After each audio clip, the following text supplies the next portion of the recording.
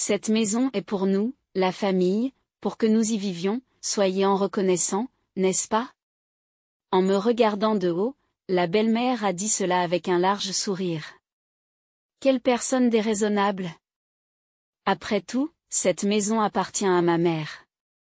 Bien que ma mère soit décédée des suites d'une maladie, cela me dérange que ma belle-mère parle volontiers de redécorer la maison. L'enterrement n'a pas encore eu lieu et elle s'est présentée sans présenter de condoléances. Au lieu de cela, la belle-mère, ignorant mes yeux pleins de larmes, a joyeusement parlé de son rêve de vivre ici juste avec mon mari. Il semble que pour la belle-mère, la seule famille soit son fils, et que je sois traitée comme une étrangère. Elle me fait un signe de la main comme pour chasser un insecte. Je dis que nous vivons ici en famille. Vous ne pensez pas que vous et votre belle famille qui n'est pas liée par le sang seriez traités comme une famille, n'est-ce pas? Je m'appelle Candace. J'ai 30 ans. J'ai un frère aîné de 5 ans de plus que moi, que je respecte profondément. Nous avons toujours été très proches et il a toujours été là pour me conseiller. Lorsque j'étais à l'école primaire et que j'avais des problèmes avec des amis, il allait lui-même voir ses amis et leur demandait de s'entendre avec moi. Parce que j'avais des difficultés, il s'est un peu mêlé de mes affaires, mais c'était un frère très fiable qui se souciait de sa sœur. Pendant mes années d'adolescence rebelle au collège et au lycée, bien que mon frère ait souvent été dur avec nos parents, il m'a toujours traité avec gentillesse. Il était toujours là pour m'aider. Peu importe ce que disent les autres adultes, je serai toujours de ton côté, Candace. Il m'arrivait même d'être jalouse de lui parce qu'il pouvait dire de telles choses si facilement. Lorsque notre père est décédé d'un cancer pendant mes années d'université, mon frère, qui avait été un peu sauvage dans le passé, a réfléchi à son passé et a déclaré « Je dois vraiment beaucoup à nos parents et à nos professeurs. Ils ont toujours pensé à moi et m'ont grondé parce qu'ils se souciaient de moi. » Je n'avais jamais vu mon frère parler de son passé, j'étais donc un peu surpris et en même temps, j'aspirais à devenir un enseignant qui pourrait être aussi respecté que nos parents.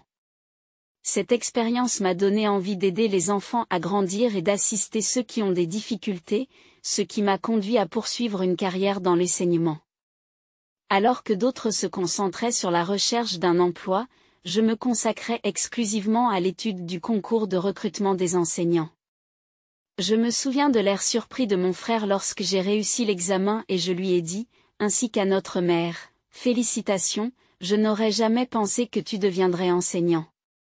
Continue comme ça. » Il m'a dit qu'en me soutenant, j'étais devenue l'enseignante que j'aspirais à devenir, mais la réalité n'a pas été aussi douce que je l'avais imaginé. J'étais constamment occupée à préparer les cours et à gérer l'orientation des élèves, ce qui, au fil du temps, a fini par faire partie de ma routine quotidienne. Le travail à distance étant de plus en plus courant, les enseignants n'avaient pas cette possibilité et je devais me déplacer tous les jours dans des trains bondés. Je devais également travailler les week-ends et les jours fériés en raison d'activités extrascolaires. De plus, lorsque j'ai commencé à vivre seule après être devenue une adulte active, j'ai réalisé à quel point il était difficile de tout gérer seule. Je me souviens à quel point ma première année en tant qu'adulte actif a été difficile physiquement et mentalement. Cependant, mon travail d'enseignante me comblait toujours. Au fur et à mesure que je m'habituais aux journées chargées de la vie d'un enseignant, j'ai commencé à remettre en question les actions et les paroles de ma mère.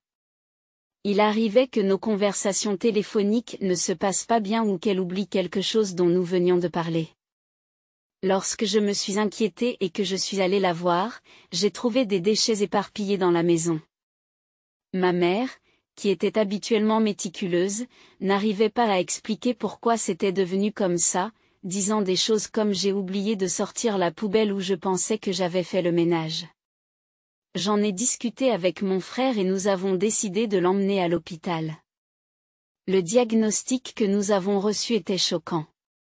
Le médecin nous a dit qu'il ne s'agissait que des premiers stades d'une démence légère, qui a commencé à se manifester davantage à mesure que notre père décédait et qu'elle parlait moins souvent. Comme l'état de santé de ma mère nous incitait à communiquer plus souvent avec mon frère, j'ai également commencé à rentrer plus souvent à la maison.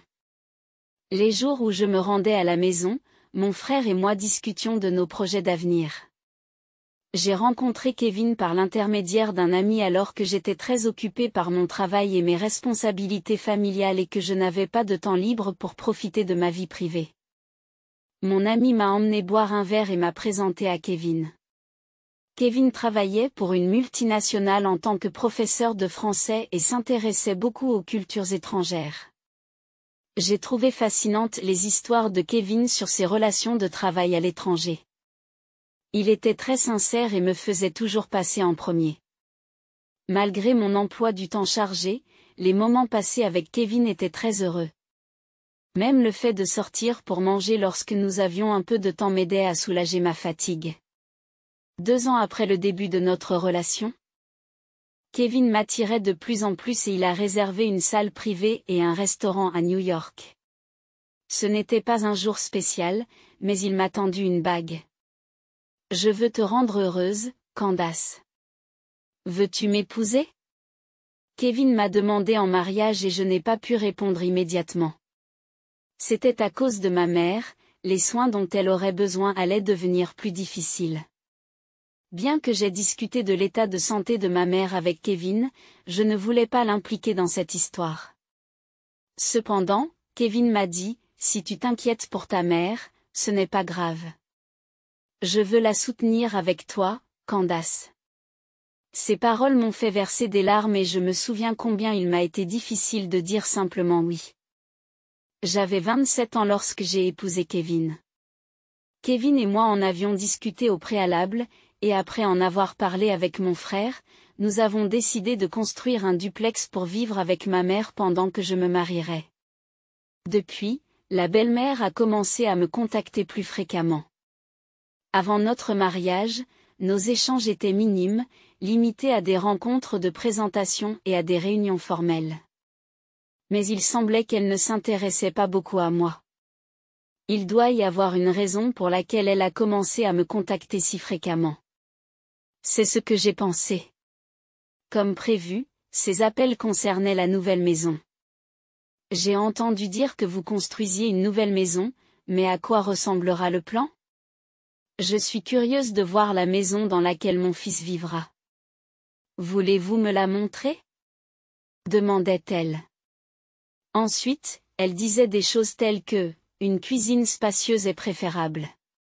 L'escalier doit être ici, pas là. Faisons de la pièce voisine du salon, au premier étage, une chambre d'amis. Le chauffage par le sol est indispensable. Il fait assez froid dans cette région, et ainsi de suite. En donnant des conseils non sollicités sur l'aménagement. J'étais agacée par l'ingérence de la belle-mère qui n'avait pas l'intention de vivre avec nous, mais je voulais éviter les conflits. J'ai donc géré la situation avec décontraction, tout en demandant à Kevin de jouer le rôle de médiateur. Cependant, la belle-mère a continué à me contacter directement. Cela m'a rendu anxieux, car je pensais qu'elle avait peut-être une arrière-pensée. J'ai donc consulté Kevin. Ta mère continue à agir comme si elle allait vivre elle-même dans la maison. Je suis inquiet parce que même si nous essayons de parler par ton intermédiaire, elle continue à me contacter directement. J'ai vraiment du mal à savoir comment m'y prendre ces derniers temps. Oui, il y a quelque chose de louche là-dedans. D'accord, à partir de maintenant, je m'occupe de tout ce qui se présente. Alors, Candace, tu peux ignorer complètement les appels de ma mère. Je vais avoir l'air mal si je l'ignore. Pas de souci. Ma mère est clairement déraisonnable. Je lui reparlerai. Mais la connaissant, elle pourrait encore essayer de te contacter. Dans ce cas, n'hésite pas à ne pas répondre à ses appels. Avec le soutien de Kevin. J'ai commencé à ignorer les appels de ma belle-mère. Nous avons décidé de l'agencement de notre maison et avons commencé à construire notre nouvelle maison. Nous avions prévu d'emménager dans la nouvelle maison dans 6 mois. À ce moment-là, les contacts avec la belle-mère avaient presque cessé. Kevin semble lui avoir communiqué la date prévue pour l'achèvement des travaux. Mais il n'y a pas eu de réaction particulière par la suite. 6 mois plus tard, notre maison était enfin achevée. Au premier étage, il y a un salon, une cuisine et une chambre spacieuse pour ma mère. Au deuxième étage, il y a un espace commun pour nous en tant que couple et nos chambres individuelles. Cependant, lorsque la maison a été achevée, l'état de santé de ma mère s'est progressivement aggravé. Comme nous travaillions tous les deux, nous ne pouvions pas être auprès d'elle pendant la journée et nous rentrions souvent à la maison pour constater que la maison était très sale. Un médecin nous avait prévenu que le fait de lui retirer ses tâches quotidiennes pouvait entraîner une aggravation soudaine de ses symptômes. Nous l'avons donc laissé gérer ses soins personnels pendant la journée. Pourtant, elle était subtilement incapable de faire des choses qu'elle pouvait faire auparavant. Elle savait cuisiner, mais laissait la poêle sur le feu indéfiniment. Elle faisait tourner la machine à laver sans ajouter de déterge ou parfois en ajoutant 3 fois la quantité normale, ce qui créait un désordre de bulles. Bien que le journal qu'elle avait fini de lire soit juste devant elle, elle se plaignait toute la soirée que le journal n'était pas arrivé. L'énumération de toutes les difficultés n'en finissait pas, et c'était vraiment éprouvant pour nous. J'ai consulté mon frère et j'ai décidé d'inscrire notre mère dans une garderie pendant la journée. Au début, ma mère a été déconcertée par l'endroit qu'elle ne connaissait pas. Mais le fait d'avoir quelqu'un à qui parler pendant la journée a semblé égayer son humeur. Elle a commencé à me parler des travaux manuels qu'elle avait réalisés ou des spectacles qu'elle avait vus au centre communautaire local lorsque je rentrais du travail.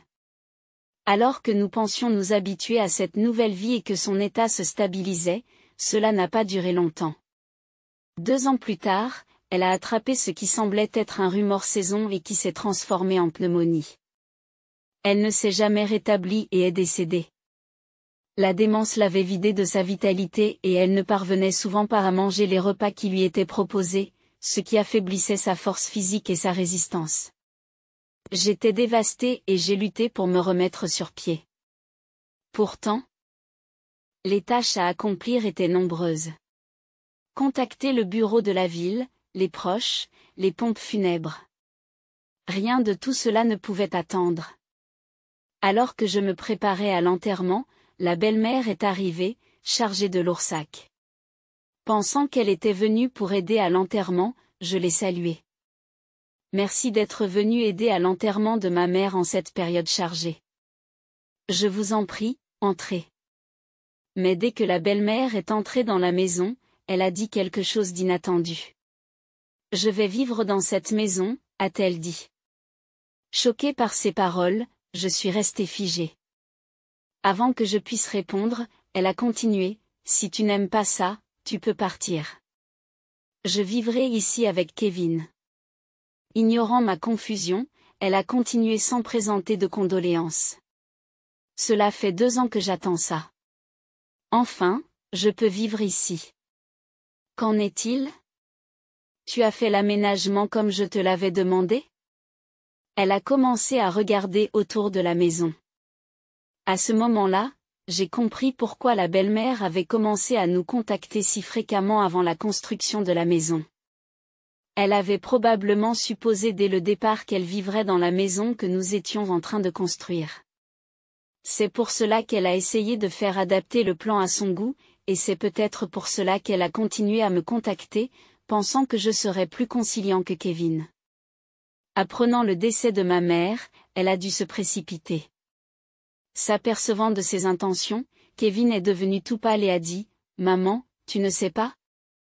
Je ne t'ai pas dit que la maison n'est pas à mon nom, mais à celui de la mère de Candace. » Quoi? De plus, maintenant qu'elle est décédée, l'héritage va au frère de Candace. Qu'est-ce que tu racontes? Elle m'a jeté un regard noir et m'a dit, « Normalement, la maison est au nom du mari. Kevin gagne plus que vous. Et vous ne pouviez pas payer l'hypothèque de cette maison avec votre propre salaire. Vous deviez compter sur les revenus de Kevin pour payer l'hypothèque. C'est pratiquement la maison de Kevin. Tu es une belle fille et une mère déraisonnable, n'est-ce pas, Kevin? Tentant de s'expliquer avec sa mère, Kevin commence par dire « Non, maman. » Oh, eh bien, laisse-moi t'expliquer. Je l'ai interrompu en disant « Kevin, c'est bon.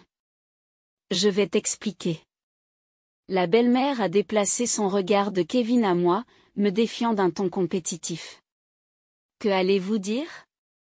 L'hypothèque de cette maison est payée par mon frère et moi. La part dont je suis responsable provient de mes propres revenus, et nous n'avons jamais utilisé les revenus de Kevin, ai-je expliqué. Kevin, c'est vrai, demande-t-elle. Oui, c'est vrai, confirme Kevin. Je veux aller chez mon frère maintenant que notre mère est décédée. La maison sera habitée par mon frère et sa femme avec ses beaux-parents. La belle-mère, bouche bée, n'est pas mécontente de protester.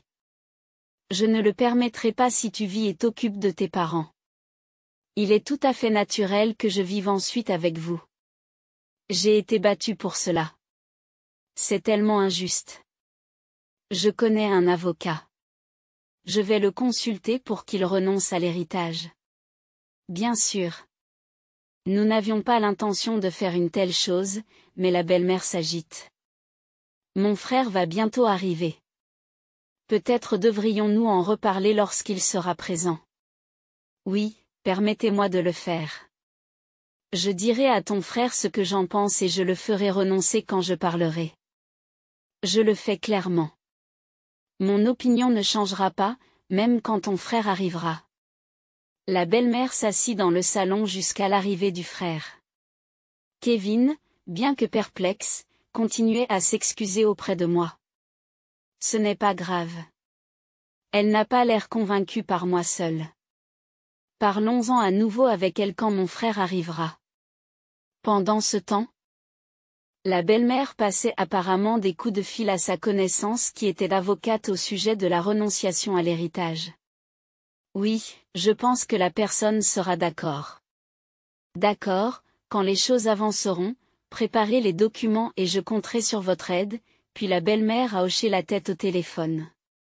1 heure plus tard, le bruit d'une voiture qui s'arrête se fait entendre à l'extérieur. Mon frère était arrivé. Maman, mon frère est arrivé, ai-je crié, la belle-mère s'est levée comme si elle avait attendu ce moment et a dit, je vais demander à Kevin de me donner cette maison et je m'y installerai. Elle s'est ensuite dirigée vers la porte du salon. À ce moment-là, la porte du salon s'est ouverte et mon frère est entré. La belle-mère a pris une grande inspiration pour crier, elle a ouvert la bouche, mais à ce moment-là, aucun son n'est sorti. Elle a écarquillé les yeux et s'est effondrée sur le sol. En fait, mon frère a l'air assez intimidant. Certains pourraient le soupçonner d'être impliqué dans des affaires louches à cause de son apparence. Le hobby de mon frère est le surf. De plus, comme son travail l'oblige à rester dehors toute l'année, sa peau est très bronzée et ses cheveux sont abîmés par le soleil. Il garde les cheveux rasés parce qu'ils sont trop difficiles à coiffer. Il est également grand et musclé. Avec une cicatrice bien visible sur le front, la cicatrice qu'il s'est faite en tombant à l'école primaire fait que tout le monde pense qu'elle provient d'une lame à cause de son apparence intimidante. En voyant mon frère comme ça, la belle-mère a semblé perdre toute son énergie et s'est effondrée sur place. C'est vous qui avez quelque chose à dire sur cette maison? Mon frère a jeté un regard à la belle-mère et lui a demandé poliment. Je pensais qu'après le décès de ta mère, je vivrais dans cette maison. Mais je viens d'apprendre que tu vas vivre ici et je n'en savais rien. Candace t'a-t-elle dit que tu vivrais ici? Nous avons discuté à fond de ce qu'il adviendrait de cette maison avant de la construire. C'est donc peu probable, répond mon frère d'un ton sévère. Non, il semble que j'ai mal compris. J'ai discuté de l'aménagement avec Candace avant la construction de la maison. J'ai donc pensé que j'avais un certain droit à vivre ici, a déclaré la belle-mère avec une expression clairement douloureuse et les yeux baissés. Cela signifie-t-il que vous avez apporté un soutien quelconque à ma sœur? A demandé mon frère. Non, ce n'est pas le cas. Donc, sans porter aucun fardeau ni faire aucune promesse, vous avez pensé que vous aviez le droit de vivre ici juste parce que vous avez donné votre avis sur l'aménagement, a poursuivi mon frère. Oui, je suis désolé. C'était un malentendu, s'est excusée la belle-mère. Au début, mon frère m'a regardé avec méfiance, mais il semblait exaspéré par le raisonnement de la belle-mère. Cependant, pour elle, mon frère a probablement semblé en colère et elle s'est excusée à plusieurs reprises, avec plus d'humilité que je n'en avais jamais vu. Je ne me souviens pas avoir discuté du fait que tu vivais avec ma sœur et son mari après le décès de notre mère, Candace. C'est vrai, n'est-ce pas? Confirme mon frère. C'est vrai. Je n'ai jamais expliqué la situation de la maison à ma belle-mère. Je lui ai seulement dit que c'était une maison pour vivre avec ma mère, ai-je répondu à la question de mon frère. La belle-mère s'est couvert le visage des deux mains. Je pensais que cette maison était au nom de mon fils Kevin. J'ai supposé qu'une fois que la belle-fille se serait occupée de sa mère, il serait normal que je vive ensuite avec eux. Mais c'est difficile de vivre tout en s'occupant d'une femme âgée sans lien de parenté et atteinte de démence. J'ai donc attendu que votre mère décède. J'ai appris son décès par mon fils et j'ai pensé que c'était enfin mon tour. J'ai donc déjà quitté mon appartement. Je n'ai nulle part où aller. C'est imprudent d'agir sans aucune promesse. De toute façon, cette maison sera pour moi et ma femme une fois que ma sœur et son mari et ce que je regrette. Mais je n'ai pas l'intention de vivre avec un parfait inconnu qui aime.